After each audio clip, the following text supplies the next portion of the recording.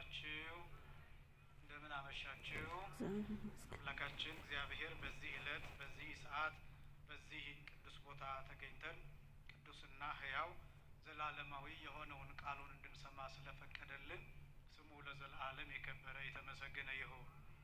የሊቃውንት አምላክ የምስጢር ባለቤት የቅዱሳን ፈጣሪ አባቶቻችን አምላክ እግዚአብሔር በመካከላችን ተገኝቶ ምስጢርን ጥበብን እንዲገልጥልን የእርሱ ቅዱስ ፈቃድ ይሆንልን። ለተወሰኑ ደቂቃዎች የምንማማርበት የትምህርት ርዕስ አስተምህሮ በሚል ርዕስ ይሆናል። ይህንን በተደጋጋሚ ሰምታችሁት እንደሚሆን እገምታለሁ። አሁን ያለንበት ወቅት ስለሆነና በአጭር ደቂቃ ለማጠናቀቅ እንዲመቸኝ ነው ይህንን ርዕስ የመረጥኩት። እንደሚታወቀው ከህዳር 6 ጀምሮ አስተምህሮ ተብሎ ይጠራል። ከዚያ በፊት ከመስከረም 26 ጀምሮ እስከ ህዳር 5 ድረስ ያለው ጊዜ ዘመነ ጽጌ፣ መዋዕለ ጽጌ፣ ወርሃ ጽጌ እየተባለ ያው የበረቱት በጾም ሌሎቹ ደግሞ በምስጋና በማህሌት ስናመሰግን ስናከብር ቆይተናል። ህዳር 6 በተለየ ስያሜው እለቱ ብቻውን ተለይቶ ቁስቋም ተብሎ ይጠራል። በወቅትነት ሲጠቀለል ግን ከህዳር 6 ጀምሮ መጨረሻው እንደየ አመቱ ይለያያል። ዘንድሮ እስከ ታኅሳስ 11 ድረስ አስተምህሮ ተብሎ ይጠራል። አስተምህሮ የሚለው ሁለት ትርጉም ያለው ነው። የመጀመሪያው በሀሌታ ውሃ ሲጻፍና ሁለተኛ ደግሞ በሐመር ውሃ ሲጻፍ ትርጉሞቹ ሀሳቦቹ የተለያዩ ናቸው። ይህች ኦርቶዶክሳዊት ቤተ ክርስቲያን ሀብታም ስለሆነች የምስጢር ግምጃ ቤት ስለሆነች ፊደላቱ ሳይቀር ትርጉም አላቸው፣ ይተረጎማሉ፣ ይተነተናሉ እና አስተምህሮ በሀሌታ ውሃ ሲጻፍ ትምህርት ማለት ነው። አስተምህሮ በሐመር ውሃ ሲጻፍ ጸሎት፣ ልመና፣ ምልጃ ማለት ነው እና ይሄ ከህዳር 6 ጀምሮ በዘንድሮ አቆጣጠር እስከ ታኅሳስ 11 ድረስ ያለው ጊዜ አስተምህሮ የሚባለው በሐመር ውሃ የሚጻፍ ነው። በሐመር ውሃ ከተጻፈ ደግሞ አስተምህሮ ማለታችን ልመና፣ ጸሎት፣ ምልጃ፣ ምህላ፣ ይቅርታ፣ ርኅራሄ፣ ሐዘኔታ፣ ልግስና የሚል እነዚህን ትርጉሞች የያዘ ነው። አስተምህሮ በዚች ቤተ ክርስቲያን የአገልግሎት ስርዓት መሰረት በአመት 4 ጊዜ በትንሹ በአመት 4 ጊዜ አስተምህሮ ይደረጋል። እነዚህ አራቱም አስተምህሮዎች አራቱን ወቅቶች የተከተሉ ናቸው። አንደኛ ክረምትን የተከተለ ነው። ሁለተኛ መጸውን ወይም መከርን የተከተለ ነው። ሶስተኛ በጋን ወይም ሀጋይን የተከተለ ነው። አራተኛ ጸደይን ወይም ደግሞ በልግን፣ እነዚህን አራቱን ወቅቶች የተከተለ ነው። ለምንድን ነው አስተምህሮ በእነዚህ በአራቱ ወቅቶች የሚደረገው ቢባል ከወቅት ወቅት ስንሸጋገር የአየር ጠባይ ይቀየራል። እህል ይዘራል ወይ ይበቅላል ወይ ይታጨዳል ወይ ይከመራል፣ ወይ የእሳት ወቅት ይሆናል ወይ የነፋስ ወቅት ይሆናል ወይ የውሃ ወቅት ይሆናል ወይ ደግሞ የመሬት ወቅት ይሆናል። እነዚህ አራቱ ባህሪያት የተሰራንባቸው የተፈጠርንባቸው ናቸው። በሌላ ደግሞ አነጋገር የምንጠፋባቸውም ናቸው። ከመጥፋት እግዚአብሔር ሁላችንንም ይሰውረን። አራቱ ባህሪያት ውሃ ቢበረታ ውሃ ሰውን ይወስዳል፣ ጎርፍ ሰውን ይወስዳል። ነፋስ ቢበረታ ነፋስ ቤት ያፈርሳል፣ ሰዎችን ይወስዳል። ምድርን ይገለባብጣል፣ ተራሮችን ያፈልሳል፣ ስለዚህ ትውልድ ያጠፋል። እሳት ቢበረታ ጫካ ያቃጥላል፣ ቤት ያቃጥላል፣ ትውልድ ያጠፋል፣ ሰው ይገላል። ስለዚህ እነዚህ አራቱ ባህሪያት በየራሳቸው ኃያላን በሆኑበት ሰዓት ሰው ያጠፋሉና እነዚህ አራቱ ባህሪያት በርትተው እንዳያጠፉን በዚህ ምክንያት አስተምህሮ ወይም ልመና፣ ምልጃ፣ ጸሎት እናደርጋለን። ይሄ እንዳጠቃላይ ነው። እነዚህ አራቱ ባህሪያት በእኛ ውስጥ አሉ። እንደሚታወቀው እኛ ውስጥ እሳት አለ፣ እኛ ውስጥ ውሃ አለ፣ እኛ ውስጥ ነፋስ አለ፣ እኛ ውስጥ የመሬት ጠባይ አለ። እነዚህ አራቱ ባህሪያት አሉ እና የእኛ ሊቃውንት ሲናገሩ ሰው የሚሞተው ከነዚህ ከአራቱ ባህሪያት በአንዱ ወይም በሁሉም ነው የሚጠፋው ብለው ይናገራሉ። ምን ማለት ነው? ለምሳሌ አንድ ሰው ምራቁ አንቆት ሊሞት ይችላል። ሰውነቱ ግሎ ሰውነቱ ሞቆ ሊሞት ይችላል። ቀዝቅዞ ሊሞት ይችላል። በተለያየ ምክንያት ሊሞት ይችላል። ለምሳሌ አንድ ሰው በረዶ ያለበት አካባቢ ቢሄድ የመጀመሪያው ነገር ከበረዶው ጋር ስለማይስማማ ኔጌቲቭ የሆነ ቴምፕሬቸር ሙቀት ያለበት ቦታ ቢቀመጥ ውስጡ ያለው ኤንዛይም ፈንክሽናል ስለማይሆን በዚህ ምክንያት ሊሞት ይችላል። የሚገለው ብርዱ አይደለም። የሚገለው ውስጡ ያለው የሰውነቱ አቅም ከውጭው ጋራ መመጣጠን ባለመቻሉ ምክንያት ይሞታል። ስለዚህ ከአራቱ ባህሪያት እነዚህ ሁሉ አጥፊዎች ናቸው። እግዚአብሔር ለምህረትም ለመዓትም የፈጠራቸው ናቸውና በውስጣችን ያለው ባህሪ እንዳያጠፋን እንዳይገለን አስተምህሮ እናደርጋለን። አስተምህሮ ማለት ልመና ማለት ነው። ጸሎት ማለት ነው። ምልጃ ማለት ነው። ለምሳሌ አንዱን ብቻ ላስታውሳችሁ። ከሰኔ 17 ጀምሮ እስከ ሰኔ 25 ድረስ ያለው ጊዜ አስተምህሮ ይባላል። ክረምት የሚጀምረው ከሰኔ 26 ጀምሮ ያለው። ክረምት ከመግባቱ በፊት አስቀድመን ልመና እናደርጋለን፣ ጸሎት እናደርጋለን፣ ምልጃ እናደርጋለን። እግዚአብሔር እንዲራራልን እንዲያዝንልን፣ ክረምቱ መጥፊያ እንዳይሆን፣ መሬት ተንሸራቶ እንዳያጠፋን፣ ውሃ ሙላት እንዳይወስድን፣ አዝርዕት እንዲበቅሉ፣ እጽዋት እንዲበቅሉ፣ አዝመራው ፍሬ እንዲይዝ፣ ገበሬው እንዳይቸገር፣ እንዳይራብ፣ እንዳይጠማ፣ አዝመራው በረከት እንዲኖረው፣ ወደ ጎተራ እንዲገባ፣ የሚበላው እህል ጤናማ እንዲሆን አስተምህሮ እናደርጋለን፣ ጸሎት እናደርጋለን። ስለዚህ ይህች ቤተክርስቲያን በአራቱ ወቅቶች አስተምህሮ ታደርጋለች። ይሄኛው አስተምህሮ የመጸው አስተምህሮ ተብሎ ይታወቃል። የመጸው አስተምህሮ ይባላል። የመጸው አስተምህሮ ማለት የመከር አስተምህሮ ማለት ነው። ለምንድን ነው የመከር አስተምህሮ ተብሎ የተጠራው ቢባል ይህ ሰዓት በገጠሪቱ ክፍል አዝመራው የሚሰበሰብበት ጊዜ፣ እህል ፍሬ ወደ ጎተራ የሚገባበት ጊዜ ነው። በብዛት የሚጸለየው ጸሎት ይሄ ጊዜ ነው። በጣም ረጅሙ የሚባለው የአስተምህሮ ጊዜ ይሄ ጊዜ ነው።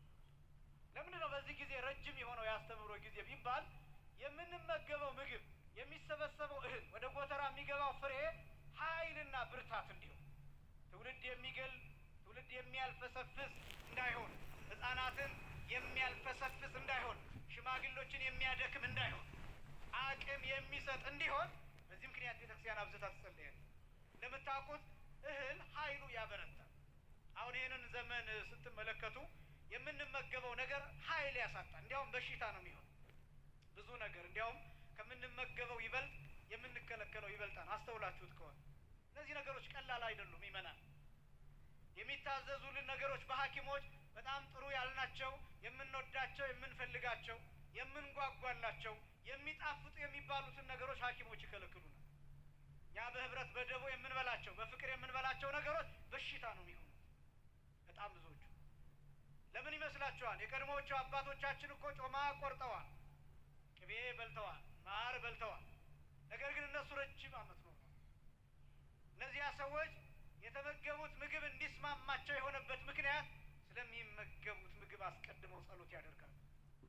በጎተራ ስላለው እህል፣ በጎተራ ስላለው ዘር ወደ ማሳ ሲዘራ ከበቀለ በኋላ በቡቃያው ላይ በአውድማው ላይ ሲወቃ ሲመረት ሁሉ ጸሎት ይደረግበታል። ይህንን ታውቃላችሁ? ይህንን ታውቃላችሁ? እህሉ ጸሎት ይደረግበታል። እናቶቻችን ወደ ጎተራው ገብተው እህሉን ሲዝቁ በስመ አብ ብለው አማትበው በመስቀል ምልክት አማትበው ነው እህሉን የሚያነሱት፣ የሚበቃቸውን ያህል የሚወስዱት። ዱቄቱ ላይ ይጸልያሉ፣ ዱቄቱ ላይ ያማትባሉ። እያንዳንዱ ነገር ላይ ስመ እግዚአብሔር ይጠራል። ማዕዱ ሲቀርብ ጸሎት ይጸለያል። ሲያልቅ ደግሞ ስብሐት ለአብ፣ ስብሐት ለወልድ፣ ስብሐት ለመንፈስ ቅዱስ ተብሎ እግዚአብሔር ይመሰገናል። የእግዚአብሔር ስም ያርፍበታል። በዚህ ምክንያት የምንመገበው ምግብ ኃይል ይሆናል፣ ጽን ይሆናል፣ ብርታት ይሆናል፣ በሽታ አይሆንም፣ እድሜ ይሰጣል። ለምንድን ነው ከኛ ይልቅ እኛ የተመጣጠነ የሚባል ምግብ እየተመገብን በገዳም በባዶ እግሩ የሚሄደው በ24 ሰዓት አንድ ጊዜ ብቻ ጥር የሚበላው መነኩሴ ከኛ በላይ እድሜ የሚኖረው ለምንድን ነው?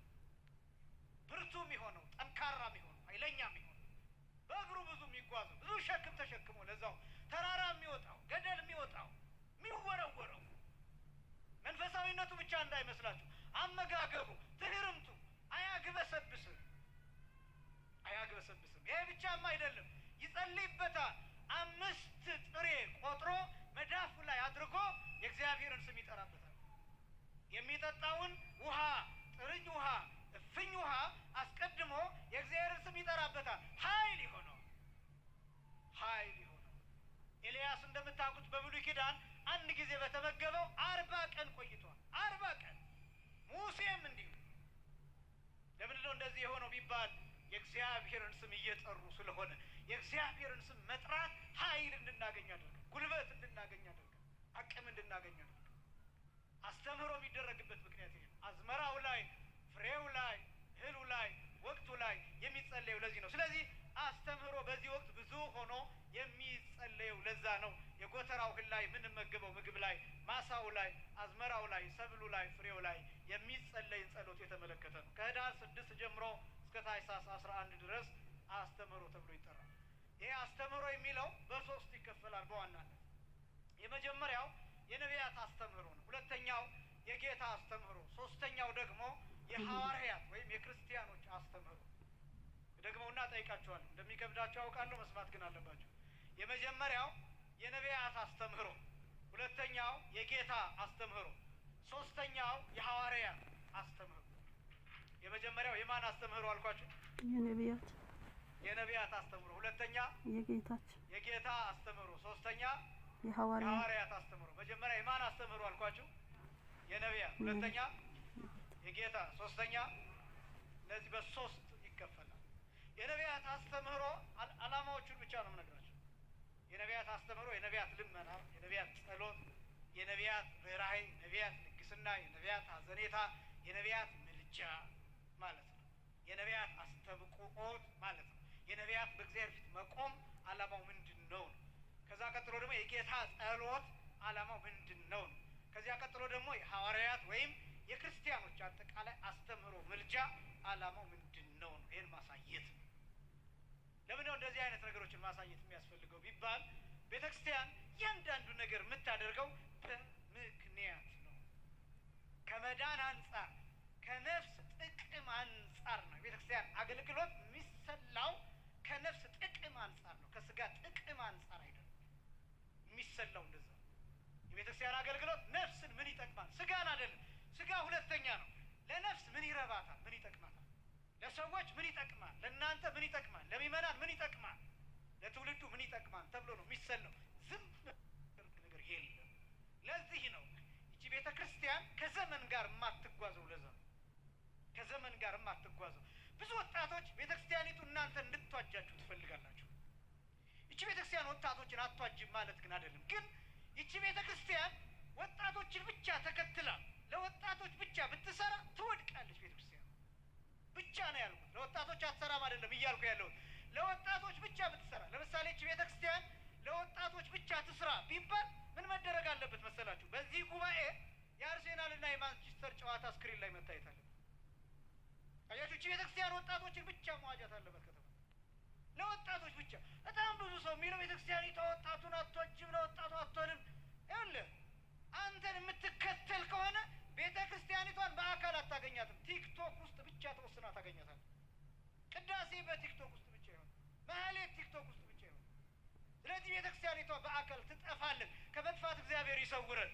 መዳሰሷ ይቀራል፣ መታየቷ ይቀራል፣ በአፍንጫ መሸተቷ ይቀራል፣ የዕጣኗ መዓዛ የዕጣኗ ሽታ ይቀራል፣ የማህሌቱ ስርዓት ይቀራል፣ የካህናቱ አገልግሎት የሚታየው የሚደመጠው አገልግሎት እሱ ይቀራል። ቤተ ክርስቲያኒቷ የሚታይ አገልግሎት ብቻ አይደለም ያላት፣ የሚዳሰስ አገልግሎት፣ የሚሸት አገልግሎት ነው ያለው። ይህን አገልግሎት መጠበቅ አለበት እንጂ አንተን የምትከተል ከሆነ ኳስ ማሳየት አለባት። ጉባኤውን ትታ፣ ወንጌሏን ትታ፣ ቅዳሴውን ትታ። አንተን የምትዋጅ ከሆነች ቤተክርስቲያን ለ3 ሰዓት መቀደስ የለባትም። አንተ እንደምትወደው ቲክቶክ ላይ የ3 ደቂቃ ትምህርት አይተህ ደስ እንደሚል በ3 ደቂቃ ውስጥ አጠናቃ አሜን ብላ ማሰናበት አለባት ማለት ነው እናንተን ከዋጀች። ምክንያቱም ይሄ ወጣት አብዛኛው ሰነፍ ነው። እንደሚታወቀው ብዙ ሾርት ከት ይወዳል። አጭር ትምህርት ይወዳን፣ አጭር ዝማሬ ይወዳን፣ አጭር ማህሌት ይወዳን፣ አጭር ቅዳሴ ይወዳን፣ በአጭር ሀብታም መሆን ይወዳን፣ በአጭሩ ዲግሪውን መያዝ ይፈልጋል። በጣም ብዙ ነገሮች በአጭር ማጠናቀቅ ይፈልጋል። ለዚህ ቻለም ያለቻት ተስፋ ይች ቤተክርስቲያን ብቻ ነው። የጥንቱን ጠብቃ፣ የቀድሞውን ጠብቃ፣ የተቋረጠውን በአባቶችና በልጆች መካከል የተቋረጠውን ዘመን እየቀጠለች ድልድይ ሁና የምታገናኝ ይች ቤተክርስቲያን ብቻ ነው። ሐዋርያትን ከነቢያት ጋር፣ እኛን ከመምህራን ጋር፣ ከሊቃውንት ጋር የምታገናኘን፣ ከሐዋርያት ጋር የምታገናኘን፣ እንኳን ከምድራውያኑ ይቅርና ከሰማይ መላእክት ጋር የምታገናኘን ይቺ ቤተክርስቲያን ብቻ ናት። ክብርና ምስጋና በእውነት ለአምላካችን ይሁን። ይቺን ቤተክርስቲያን የሰጠን አምላክ። ማህሌቱን ተመልከቱት። የነገውን ማህሌት ከነገ ወዲያ ያለውን የህዳር ሚካኤል የሚከበርበት ቦታ ሂዳችሁ ተመልከቱት። ካህናቱ እንዴት እንደሚያመሰግኑ ትጥቃቸውን ይዩት፣ አለባበሳቸውን ይዩት፣ ስርዓታቸውን ይዩት፣ ሽብሻባቸውን ይዩት፣ ወረቡን ስሙት፣ ዜማውን ስሙት፣ ምስጋናውን ስሙት። ይሄ ከአሜሪካ የመጣ አይደለም፣ ከአውሮፓ የመጣ አይደለም፣ ከፈረንጅ የተሰጠ አይደለም። ቀጥታ ከሰማይ የመጣ ቀጥታ ከነ ቅዱስ ሚካኤል ከነ ቅዱስ ገብርኤል የተገኘ ነው። በቀጥታ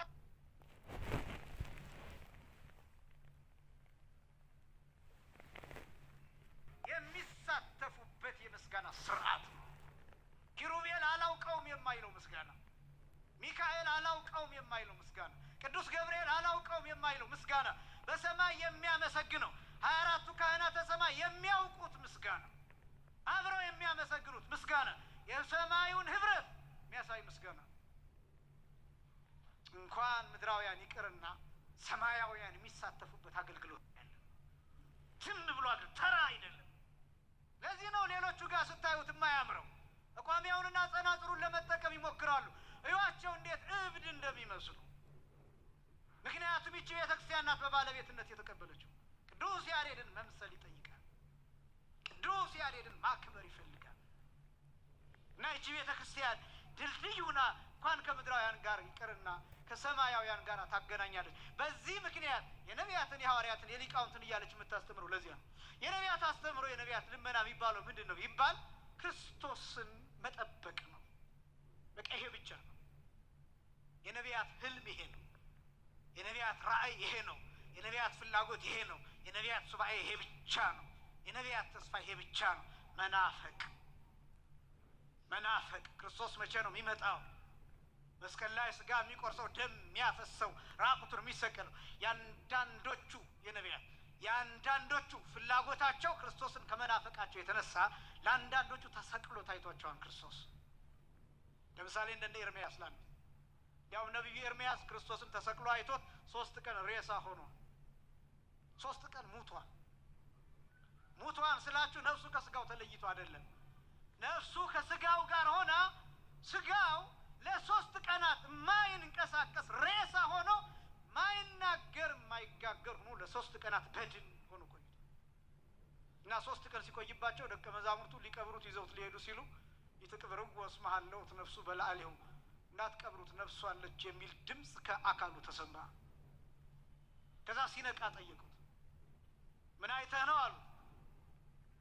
ወይ መጻ አምላክ ወልደ አምላክ ዛነ ርኢኩ ስክወ ዲበ ዕፀ መስቀል ወይ ከይድ ውስተ ደብረ ዘይት ወይ ሐሪ 10 ወክሌተ ሐዋርያት ነው። ክርስቶስን በመስቀል ላይ ስጋ ለብሶ ተሰቅሎ አይቼዋለሁ። መሲህ ይመጣል፣ በደብረ ዘይት ይረግጣል፣ 12 ሐዋርያትን ይመርጣል፣ በዚህች ምድር ይመላለሳል አላቸው። ለጊዜው አልገባቸው። ኤርምያስ ግን ይሄን ካየ በኋላ ሰቆቃው ኤርምያስ የሚባለው የኤርምያስ ለቅሶ የኤርምያስ ህልማ የሚባለውን የደረሰው ከዛ በኋላ ነው። ይሄን ካየ በኋላ ስለ ጌታው መምጣትና እንዴት እንደሚሰቃይ እያሰበ አስቀድሞ ኤርምያስ እንባውን እያፈሰሰ በእንባው ይጽፍ ነበር። የነቢያት አስተምሮ የሚባለው የነቢያት እንባ የነቢያት ጸሎት የሚባለው እያዩት ቅዱስ ጳውሎስ እንዲህ ብሎ እንደገለጠው እምርሁቅሰ ርእይዎ ወተአምህዎ ርእይዋ ወተአምህዋ ሚላል። ከሩቅ አዩት ተሳለሙት እጅ ነሱት። ከሩቅ ሩቅ ዘመን ሩቅ ዓመት ሩቅ ጊዜ ሞት ከልክሏቸው በመሃል ግን ደግሞ በትንቢት መነጽር እየተመለከቱት እያደነቁ አንዳንዶቹ እያለቀሱ ተመልክተውታል። መናፈቅ የነቢያት አስተምሮ የሚባለው አሁንም ቅዱስ ጳውሎስ ዕብራውያን ምዕራፍ 11 ላይ እንደገለጠው አንዳንዶቹ ምን አይነት መከራ እንደተቀበሉ ዘርዝሯል። ያ ነው የነቢያት አስተምሮ የሚባለው። ዳዊት ደግሞ እንዲህ ብሎ ገልጦታል። መዝሙር 79 ከቁጥር 8 ጀምሮ ይትዝክር ለነ አበሳነ ዘትካብ፣ የቀድሞ በደላችንን አታስብብን፣ እባክህ ተወን። ፍጡነ ይርከበነ ኃይልከ እግዚኦ፣ አቤቱ ይቅርታ ፈጥኖ ይድረሰን ይደረግልን። እስመ ተመንደብነ ፈድፋደ፣ ፈጽሞ ተቸግረናል። የነቢያት አስተምሮ ምክንያቱም ፍዳ ውስጥ ነበሩ፣ ጨለማ ውስጥ ነበሩ፣ ሞት ውስጥ ነበሩ። ይሄ ሲነገር ዝም ብሎ ቀላል ነገር ይመስላል። በጣም ቀላል ነገር ይመስላል። ነቢያት መረዳታቸው አንከራቷቸዋል። በዚህ ዘመንም የተረዱ ሰዎች ይንከራተታሉ። በነገራችን ላይ መረዳት አንዳንድ ጊዜ ክፉ ነው። ክፉ ነው የምላችሁ ከማህበረሰቡ እንድትገለሉ ያደርጋቸዋል። ብቸኛ እንድትሆኑ ያደርጋቸዋል። እውነተኛ እንድትሆኑ ያደርጋቸዋል። ከሰው ጋር እንዳትግባቡ ያደርጋቸዋል። በሰው ዘንድ ተቀባይነት እንዳታገኙ ያደርጋቸዋል። እውነት እርቃኑን የምትኖሩ ከሆነ ከሰዎች ጋር አትግባቡም። ሰዎች ይጠሏቸዋል። እብድ ነው የሚሏቸው። አይምሮውን ያጣ ነው የምትባሉት። ነካ ያደረገዋል ነው የምትባሉት። ከእውነት ጋር ከተጣበቃችሁ እና አንዳንድ ጊዜ ቀድሞ መረዳት ፈተና አለው። ብዙ የስነ ጽሁፍ ሰዎች ይሄ በስጋዊ በመንፈሳዊ ብቻ አይደለም በስጋዊውም ጭምር በዓለማዊው ብዙ ደራሲዎች፣ ብዙ ገጣሚዎች፣ ብዙ ባለቅኔዎች፣ ብዙ ዓለምን የተረዱ ሰዎች ጓደኛ የላቸው፣ ባልንጀራ የላቸው፣ ጎረቤት የላቸው፣ ብቻቸውን ይኖራሉ። ለምን? እውነትን ለመኖር ስለሚሞክሩ ሰዎች ይንቋቸዋል። አስቀድሞ ለአንተ የምትለው አይገባኝም ይሏቸው። ነቢያት ይሄን እውነት የተረዱ ናቸው። በዚህ ምክንያት ብቻ የፍየል ሌጦ የለበሱት ለምን ይመስላቸዋል? ቆዳ ለብሰው የተንከራተቱት ፍርኩታ ለፍርኩታ ቅዱስ ጳውሎስ እኮ የሚገልጠው ዓለም ስላልተገባቻቸው ነው የሚለው። ዓለም ስላልተገባቻቸው ኦርቶዶክሳዊነት የሚባል ይሄ ዓለም አትገባንም፣ ዓለም አትገባንም፣ ለዓለም አንገባትምም፣ ለዓለም አንገባትምም። ዓለም አትረዳም። ስለ ዓለም ያፈቅር ሊያው ይላል ጌታ በወንጌል። ዓለም የራሱ የሆነውን ይወዳን ይላል። ያስመስለውን፣ የሚዋሸውን፣ የሚያመነዝረውን፣ የሚሰርቀውን፣ ተንኮለኛውን፣ ቂመኛውን፣ በቀለኛውን ዓለም ይወዳል። ምክንያቱም የራሱ ገንዘብ የራሱ የሆነውን የማይወድ ማንም የለም። ስለዚህ ዓለም እንደዛ ነው። ነቢያት የዓለም አይደሉም። በዚህ ምክንያት እንዲያውም የእኛ ሊቃውንት ነቢያትን የክረምት ገበሬ ብለው ይመስሏቸዋል። የክረምት ገበሬ በሉ እስኪ ሁላችሁ። የክረምት ገበሬ ይባላል። የክረምት ገበሬ የሚባለው ክረምት ላይ ውሃ እየፈሰሰበት ዝናብ እየፈሰሰበት በጭቃ እየሄደ በጭቃ ውስጥ የተሰወረ እሾህ እየወጋው በጭቃ ውስጥ ያለ ድንጋይ እንቅፋት እየመታው ደሙን እያዘራ ቀኑን ሙሉ እየሰራ ይውላል። ደግሞ በጣም የሚያሳዝነው ጠዋት ምንም ሳይበላ ቁርስ ሳይበላ ነው የሚወጣው። ለምን? እህሉ ያልቃል። ያ የተሰበሰበው ጎተራ ላይ የተቀመጠው እህል ለዘር ይሆናል፣ ለቀለብ ይሆንና ክረምት ላይ ያልቃል። ስለዚህ ጠዋት ባዶ ሆዱን ነው የሚወጣው። ከዛ ሲሰቃይ ይውልና ማታ ሲመለስ እንጀራ በወጥ አይደለም የሚጠብቀው፣ ጎመን ነው። እሱም ደግሞ ከተገኘ። እኔ ገጠር ልጅ ነኝ፣ ይህንን አውቀዋለሁ። እንዲያውም ከጎመን አልፎ አሉማ የሚባል የምታውቁ ከሆነ አረም፣ እሱ ሁሉ ተቀቅሎ የሚበላበት ጊዜ አለ። እሱም ደግሞ ከተገኘ፣ እሱም ዝናብ ከዘነበ ከበቀለ ነው። እሱ ያን ቀቅለው በልተው ጥምዝዝ ብለው የሚያድሩ ናቸው የክረምት ገበሬዎች፣ የገጠር ገበሬዎች። ነቢያት እንደዛ ናቸው። ሲወጡ ባዶ ሆዳቸውን ይወጣሉ ማለት ልጅነት ሳይኖራቸው ይወጣሉ።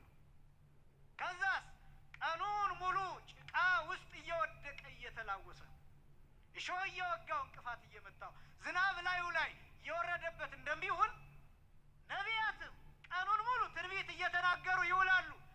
ዲያብሎስ ይጠብቃቸዋል። ከዲያብሎስ ጋር ይታገላሉ። ከሰይጣን ጋር ይታገላሉ። ፍዳ ውስጥ ናቸው፣ ሞት ውስጥ ናቸው፣ ጨለማ ውስጥ ናቸው፣ መከራ ውስጥ ናቸው። ስለዚህ ጨለማ ውስጥ ሆነው ነው የሚውሉት ነቢያት። ብርሃኑን ወደፊት ቢመለከቱ ማታ ገበሬው ሲመለስ የጎመን እራት ነው የሚጠብቀው። ነቢያትስ ሲሞቱ ሲኦል ነው የሚጠብቃቸው። ምንም እንኳን በሲኦል የእግዚአብሔር እጅ እንደ ድንኳን ሆና ብትከልላቸውም ግን መከራ ነው የሚጠብቃቸው። ሲኦል ውስጥ ገነት አይገቡም።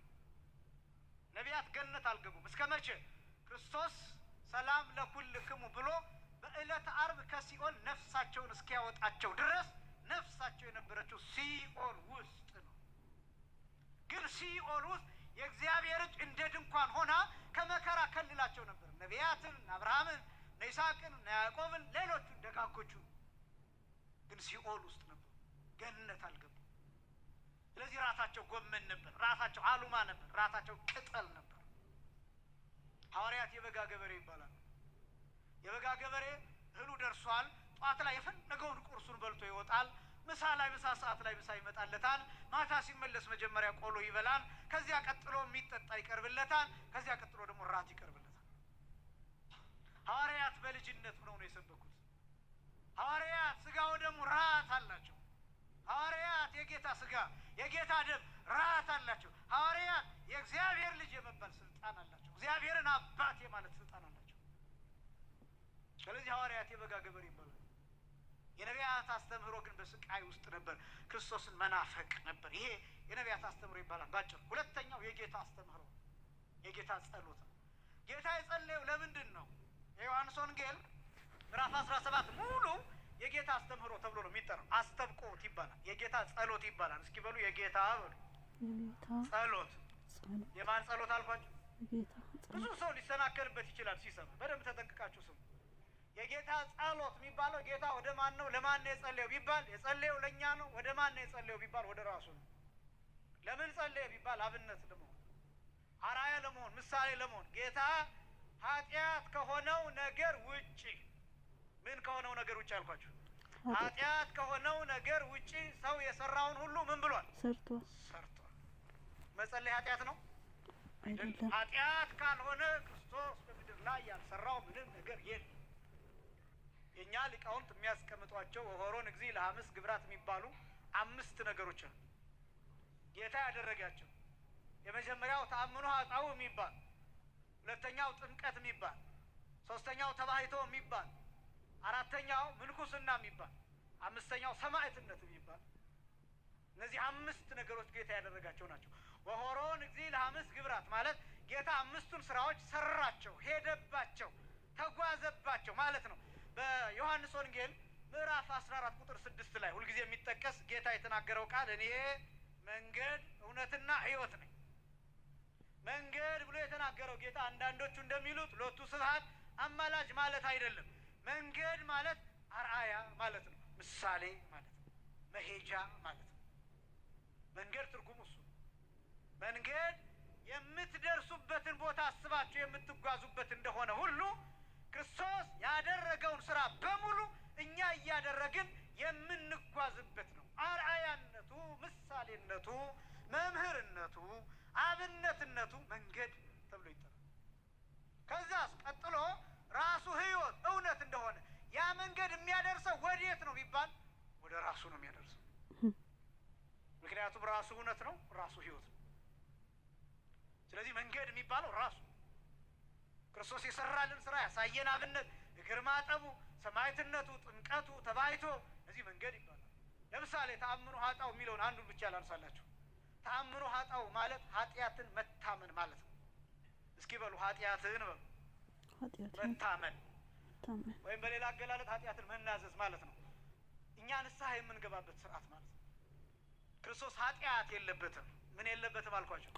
ኃጢአት የለበትም። ግን በካህኑ በሌዋዊው በዘካርያስ ልጅ በዮሐንስ መጥምቅ ፊት ክርስቶስ ምን ሆኖ እንደቀረበ ታውቃላችሁ? ኃጢአታቸውን ከሚናዘዙ እንደ አንዱ። እደግመዋለሁ እንዳትሰናከሉ በደንብ ስሙ። በዮሐንስ ፊት ክርስቶስ ለመጠመቅ ሲቀርብ ኃጢአታቸውን ከሚናዘዙት ሰዎች እንደ አንዱ ሆኖ ነው የቀረበው። የማቴዎስ ወንጌል ምዕራፍ 3 ቁጥር 5 ጀምሮ እንዲህ የሚል ቃል ታገኛላችሁ። ወያጠምቆሙ በፈለገ ዮርዳኖስ እንዘ ይታመኑ ኃጣውኢሆሙ ይላል ወንጌል። ዮሐንስ ያጠምቃቸው ነበር።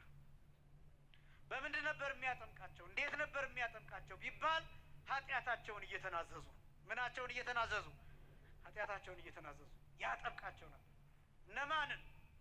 አይሁዳውያንን፣ ፈሪሳውያንን፣ ጸሐፍትን፣ ፈቃደኞች የሆኑትን ሰዱቃውያንን፣ እነዚህን በሙሉ ኃጢአታቸውን እየተናገሩ የፈለጉትን ሰዎች፣ ፈቃደኛ የሆኑትን ሰዎች ያጠምቃቸው ነበር። ኃጢአታቸውን እየተናገሩ። ክርስቶስ የሚናገረው ኃጢአት የለውም፣ በደል የለውም፣ ነውር የለበትም፣ ጥፋት የለበትም፣ እንከን የለበትም። ግን በዮሐንስ ፊት ግን የቀረበው ኃጢአታቸውን ከሚናዘዙ ሰዎች አንዱን ሆኖ አይደለም ያልኳችሁ፣ እንደ አንዱ ነው ያልኳችሁ። በጥንቃቄ ሰው ዮሐንስ የተጨነቀው ይሄ። ለምሳሌ ዮሐንስ ሲጠይቅ አንተ ወደ እኔ ትመጣ ዘንድ እንዴት ይሆናል? እኔ ወደ አንተ ልመጣ ይገባል እንጂ። አንተ በእኔ ልትጠመቅ እንዴት ይሆናል? እኔ በአንተ ልጠመቅ ይገባል እንጂ።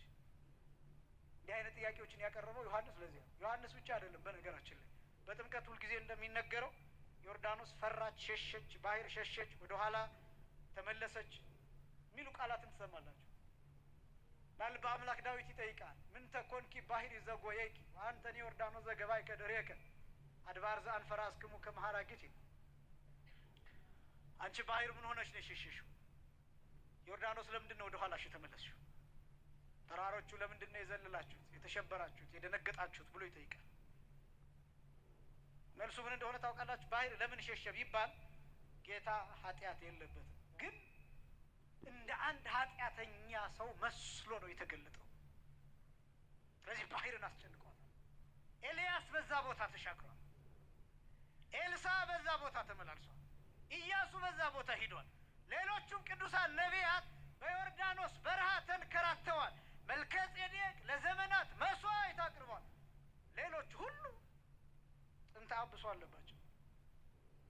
መርገመ ስጋ መርገመ ነፍስ አለባቸው። መልከጼዴቅም፣ ኤልያስም፣ ኤልሳዕም ሌሎቹ ከእመቤታችንና ከጌታ በስተቀር ክርስቶስ ጻድቅ ሆኖ ንጹሕ ሆኖ በዚያ ቦታ ሲገለጥ ባህር ተጨነቀች።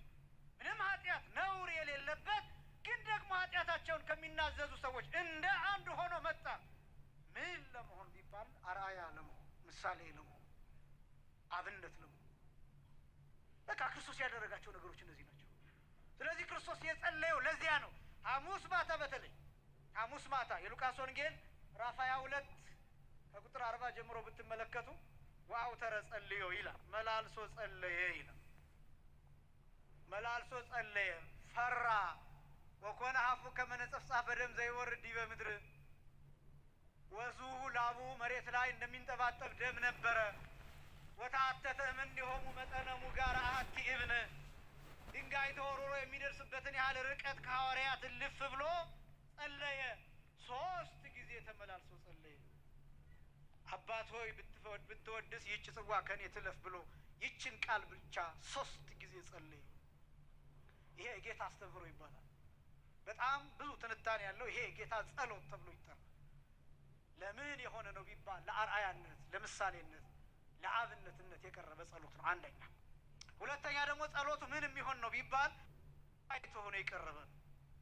በደንብ ስሙኝ፣ አጠቃልላለሁ። መስዋዕት ሆኖ የቀረበ ነው የጌታ ጸሎት። ልክ እንደ በግና እንደ ላም እንደ ጊደር ልክ እንደዚያ በእግዚአብሔር አብ ፊት በራሱ በእግዚአብሔር ወልድ በእግዚአብሔርነቱ ፊት በባህሪ ሕይወቱ በመንፈስ ቅዱስ ፊት የታረደ በግ ነው የጌታ ጸሎት። መስዋዕት ነው። እንዳልኳችሁ እንደሚከብዳችሁ አውቃለሁ። መስማት ግን አለባችሁ። የብሉይ ኪዳኑ ሊቀ ካህናት በግ ይዞ ይቀርባል እና መስዋዕቱን ከማቅረቡ አስቀድሞ ስለ ራሱ ይጸልያል። ከዚያ በኋላ ስለ ሕዝቡ ይጸልያል። የብሉይ ኪዳኑ ሊቀ ካህናት የሚያደርገው ስርዓት ይህ ስርዓት። የብሉይ ኪዳኑ ሊቀ ካህናት ወደ ቅድስተ ቅዱሳን የሚገባው በዓመት 1 ጊዜ ነው። ሁልጊዜ እንደምትሰሙ ሲገባ ገመድ ታስሮበት ነው እግሩ ላይ ወደ ቅድስተ ቅዱሳን የሚገባው። ምክንያቱም ከሞተ ማንም ገብቶ አይጠይቀውም፣ ማንም ገብቶ አያወጣውም። ስለዚህ የገመድ እግሩ ላይ ይታሰርበትና ወደ ቅድስተ ቅዱሳኑ ይገባል። ረጅም ሰዓት ከተለመደው የጸሎት ሰዓት ረጅም ሰዓት ከቆየ ገመዱን ይስቡታል። ሰውየው መኖሩን በሕይወት ካለ አለሁኝ ይላል፣ ከሌለ ግን ሙቶ ይወጣል፣ ሬሳው ይጎተታል። ቅድስተ ቅዱሳኑ የከበረ ቦታ እና ሊቀ ካህናቱ እንዳይቀሰፍ እንዳይሞት አስቀድሞ ስለ ራሱ ይጸልያል። ከጸለየ በኋላስ የያዘውን ደም ስለ ራሱ ፋንታ መንበሩ ላይ ይረጫል። የኪሩቤሉ የስርየት መክደኛው ላይ እዚያ ላይ ይረጫል። ከዚያ በኋላ ስለ ሕዝቡ ይጸልያል። ከዚያ ስለ ሕዝቡ ፋንታ ደሙን ይረጫል። ክርስቶስ መስቀል ላይ ሊቀ ካህናት ሆኖ መስቀል ላይ አገልግሏል። ልብ በሉ። ሊቀ ካህናት የሚለው ትርጓሜ ሌሎች እንደሚሉት አሁን በሰማይ መቅደስ የሚያገለግል አሁን የሚፈርጥ የሚነሳ የሚወድቅ የሚነሳ የሚማልድ ማለት አይደለም፣ የሚለምን ማለት አይደለም። ሊቀ ካህናት ማለት የካህናት አለቃ ማለት ነው። የካህናት መሪ ማለት ነው። የካህናት አዛዥ ማለት ነው። በሁለት ነገር፣ አንደኛው ካህናትን የሚሾማቸው እሱ ስለሆነ የካህናት አለቃ ይባላል። የሚመርጣቸው እሱ ስለሆነ አንደኛ። ሁለተኛ ካህናት የሚያገለግሉበትን የአገልግሎት መስዋዕት የሚሰጣቸው ክርስቶስ ነው፣ ወይም የሰጣቸው ክርስቶስ ነው። ራሱን የሚሰዋ ካህን የለም። የራሱን ስጋ የሚሰዋ ሊቀ ጳጳስ የለም። የራሱን ደም የሚያቀርብ ጳጳስ የለም። እንኳን ሊቀ ጳጳስ ይቅርና የምናከብራቸው ሰማዕታት የምናከብራቸው ቅዱሳን የነሱ ስጋ አይቆረስም፣ የነሱ ደም በዚህ ቤተክርስቲያን አይፈስም፣ ምግብ ሆኖም አይቀርም። የሚቀርበው የጌታ ስጋ የጌታ ደም። ይሄ ቦታ የቅድስት ሐና የእናታችን የቅድስት ሐና መታሰቢያ ያለበት ቤተ መቅደስ ነው። የሚቀርበው ክርስቶስ ከመቤታችን የነሳው ስጋ እንጂ የቅድስት ሐና ስጋ አይደለም መስዋዕት ሆኖ የሚቀርበው። ራሱን የሚያቃጥል ካህን የለም፣ ራሱን የሚሰዋ ካህን የለም። የጌታን ስጋ ነው የሚያቀርበው፣ የጌታን ደም ነው የሚያቀርበው። ስለዚህ ክርስቶስ ለካህኑ አለቃው ነው፣ ለሊቀ ጳጳሱ አለቃው ነው፣ ለፓትርያርኩ አለቃው ነው ክርስቶስ። በዚህ ምክንያት ሊቀ ካህናት ይባላል። አስቀድሞ ለዚህ አምሳል መርገብ የሚሆነውን መስዋዕቱን ከእንባ ጋር ክርስቶስ ሐሙስ ምሽት አቀረበው። ክብርና ምስጋና ለስም አጠራሩ ይሁን፣ አመስግኑ። ይሄ የጌታ አስተምሮ ይባላል። ሶስተኛው የሐዋርያት አጠቃላይ ክርስቲያኖች ሁሉ አስተምሮ የሚባለው ይሄ ባጭሩ ለማስቀመጥ ጸሎት ማለት ነው። ጸሎት መጸለይ ማለት ከእግዚአብሔር ጋር መነጋገር ማለት ነው። በብዙ አይነት መልኩ ሊተረጎም ይችላል አስተምሮ። አንደኛው በህብረት የሚደረገው ለምሳሌ ማህሌቱ፣ የሰዓታቱ፣ የቅዳሴው እነዚህ በሙሉ አስተምሮዎች ናቸው። አስተምሮተው ልመና፣ ጸሎት፣ ምልጃ እየተባለ ነው የሚጠራው። በቅዳሴው ሰዓት እንደምታስታውሱት በእንተ ቅድሳት ሲነበብ ስለ አዝርዕት፣ ስለ አትክልት፣ ስለ እጽዋት ሌላው ቀርቶ የወንዙን ውሃ ሙላልን ብላ ትለምናለች። እቺ ቤተክርስቲያን የወንዙን ውሃ ምን በልልን። አሁን እንደው ይሄ ጸሎት ባይሰምር ኖሮ አባይን መገደብ ይቻላል? ይችን ቤተክርስቲያን እንጂም ተረድታችሁ አታውቋታላችሁ? የወንዙን ውሃ ምላልን ማለት እኮ ይሄን መብራት ስጠን እኮ ነው። ይሄን ኤሌክትሪክ በተዘዋዋሪ ቤተክርስቲያኒቷ የምትለምነው ስለ ብርሃን። አባይ ይገደባን ወይም ሌሎቹ ተገድበው ይለቀቃሉ፣ ፖቴንሻል ኤነርጂ ክሬት ይደረጋል፣ ከዛ ተርባይን ያንቀሳቅሳሉ፣ ከዛ ኤሌክትሪሲቲ እናገኛለን። አሁን እንደው የወንዙን ውሃ ምላልን የሚለው ዝም ብሎ ቀላል ተራ ነገር ይመስላችኋል? ተራ ነገር ይመስላችኋል? ምን ማለት እንደሆነ ታውቃላችሁ? ኤሌክትሪሲቲ ሲኖራችሁ ምግብ ታበስላላችሁ አይደለም? ኤሌክትሪሲቲ ሲኖራችሁ ብርሃን ታገኛላችሁ። ኤሌክትሪሲቲ ሲኖራችሁ ሙቀት ታገኛላችሁ። ኤሌክትሪሲቲ ሲኖራችሁ ሞባይላችሁን ቻርጅ ታደርጋላችሁ፣ ቴሌቪዥናችሁን ታበራላችሁ። ኃይል ቤተክርስቲያኒቷ የወንዙን ውሃ መላልን የምትለው ስለ ውሃ ብቻ አይደለም፣ ስለ ኢነርጂ ነው የምትጠይቀው። ስለምንበላው፣ ስለምንጠጣው፣ ስለምንለብሰው ጭምር። በእውነት ይች ቤተክርስቲያን ከሀሳብ በላይ ናት። ይች ቤተክርስቲያን የሰጠን አምላካችን እግዚአብሔር የተመሰገነ ይሁን። አስተምህሮዋ ስለ ዓለምም ጭምር ነውና ጸሎት ያስፈልጋል፣ ምህላ ያስፈልጋል፣ ምልጃ ያስፈልጋል። አጠቃላይ እንዲህ አይነት ኃላፊነቶችን መወጣት ያስፈልጋል። በማህሌቱ መሀል ከበሮ ይዞ መሽከርከር፣ ወረቡን ማለት ይሁን። እነዚህ ነገሮች እንዳሉ ሆነው ግን ጸሎትም ያስፈልገዋል። በነገራችን ላይ የሚጸልይ ሰውም ያስፈልጋል። በየማህሌቱ መሀል ከልብ ይሄ ከውዳሴ ከንቱ የራቀ ከታይታ የወጣ ከዛ ያለፈ የእውነት እግዚአብሔር የሚመሰገንበት ቅዱሳን የሚጠሩበት እንጋ ያልሆነ ወደ ጭፈራና ወደ ዳንስ ወደ ዓለማዊ ሀሳብ የተጠጋ ያልሆነ ንጹሕ ጸሎት፣ ምልጃ፣ ልመና ያለበት አገልግሎት ያስፈልጋል። እሱ ሀገር ይጠብቃል። አምላካችን እግዚአብሔር ልመናችንን ሰምቶ ሀገራችንን እኛን እንዲጠብቀን የእሱ ቅዱስ ፈቃድ ይሆንልን። ያስተማረን የአባቶቻችን አምላክ እግዚአብሔር ይክበር ይመስገን። ወስብሐት ለእግዚአብሔር። ቃሎት ያሰማል፣ ቃሎት ያሰማል። በመምህራችን ላይ አድሮ የመከረን ያስተማረን የገሰጸን ልዑል እግዚአብሔር የተመሰገነ ይሁን። አሜን። እግዚአብሔርን አመስግኑ፣ እግዚአብሔርን አመስግኑ። እንዲሁም ደግሞ ለክቡር መምህራችን መጋቤ ሐዲስ ኢንጂነር ነቃ ጥበብ ከፍ ያለው ቃለ ሕይወት ያሰማልን፣ ቃለ ሕይወትን ያሰማልን፣ የአገልግሎት ዘመናቸውን ይባርክልን ብላችሁ እግዚአብሔርን አመስግኑላቸው፣ እግዚአብሔርን አመስግኑላቸው። ቃሎት ያሰማልን፣ በእድሜ በጤና ይጠብቅልን። ጥልቁን ነገር አውጥተው ለእኛ አጉልተው አሳይተው